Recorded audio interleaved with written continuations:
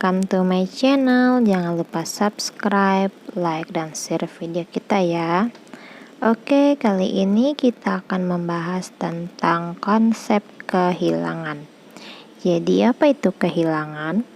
Kehilangan itu merupakan pengalaman yang pastinya pernah dialami setiap individu ya.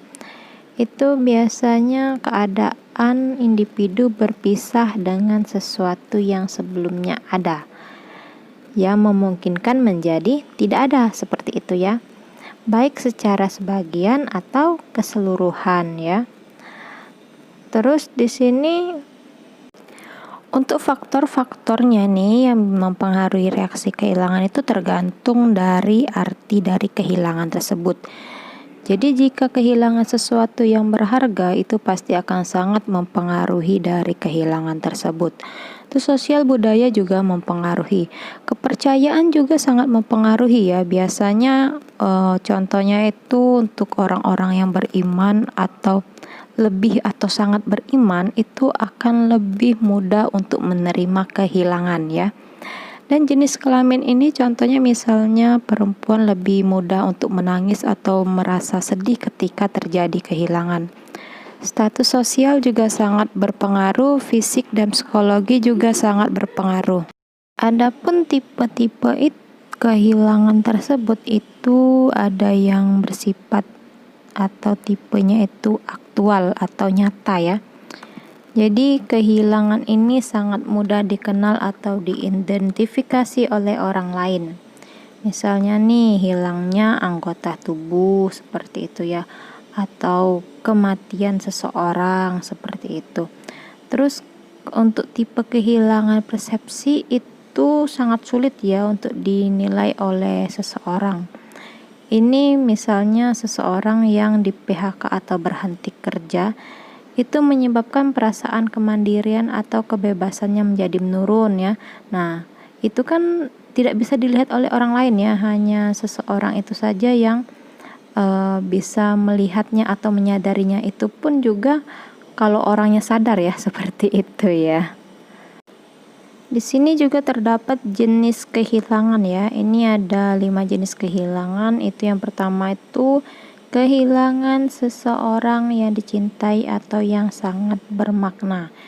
Jadi sini itu jenisnya itu kehilangan seseorang yang bermakna atau yang sangat disayangi ya. Misalnya kehilangan pasangan seperti itu ya. Terkadang kita bisa melihat ya contoh kehilangan yang begitu memukul seseorang atau sangat menyedihkan tuh, misalnya kematian pasangan suami atau istri atau anak ya. Itu sangat membawa dampak emosional yang luar biasa ya, dan tidak dapat ditutup-tutupi seperti itu. Terus yang kedua itu kehilangan yang ada pada diri sendiri. Ini bentuk lain dari kehilangan itu, misalnya tentang mental seseorang ya. Jadi di sini itu kehilangan kemampuan fisik, mental ya, dan juga beberapa aspek lain yang dapat hilang dari seseorang itu, misalnya pendengaran, ingatan, usia muda, fungsi tubuh ya. Dan untuk jenis yang ketiga itu kehilangan objek eksternal. Jadi di sini tuh bisa berupa benda-benda ya, misalnya benda yang berharga lah, atau yang kegunaannya biasa kita gunakan sehari-hari. Nah, contohnya gadget lah seperti itu ya. Itu akan menyebabkan rasa kehilangan ya. Dan yang keempat itu kehilangan lingkungan. Misalnya kita pindah ke kota lain atau kita berganti suasana seperti itu ya. Misalnya di lingkungan kerja kita pindah ke lokasi kerja yang lain, atau misalnya pindah ruangan kerja seperti itu ya. Dan yang terakhir itu kehilangan kehidupan atau meninggal. Jadi seseorang mengalami mati baik secara perasaan, pikiran, dan respon pada kegiatan dan orang sekitarnya. Jadi sebagian orang itu berespon berbeda ya tentang kematian ya. Untuk rentang respon kehilangan itu dimulai dari denial. Di sini merupakan reaksi pertama ya. Ini bisa berupa shock, tidak mempercayai kenyataan ya. biasanya itu muncul ungkapan verbal, saya tidak percaya itu terjadi. Terus lagi adanya perubahan fisik bisa terlihat, misalnya pucat, gelisah, menangis.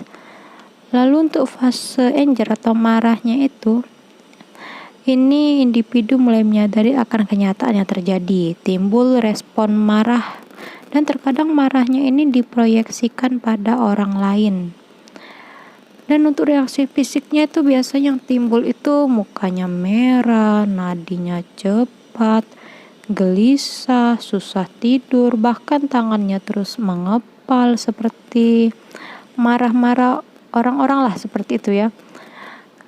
Terus untuk fase tawar-menawar atau fase yang ketiga ini, itu biasanya muncul ungkapan verbal tuh berupa kenapa harus terjadi pada saya, seperti itu ya.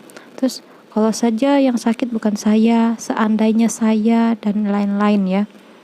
Dan fase keempat itu fase depresi, di mana akan menunjukkan sikap menarik diri, tidak mau bicara atau putus asa. Dan ada gejala pada fase ini tuh biasanya individu akan menolak makan, mengeluh, sulit tidur, letih ya. Dan untuk fase yang kelima itu di sini mulai terjadi pikiran pada objek yang hilang mulai berkurang ya.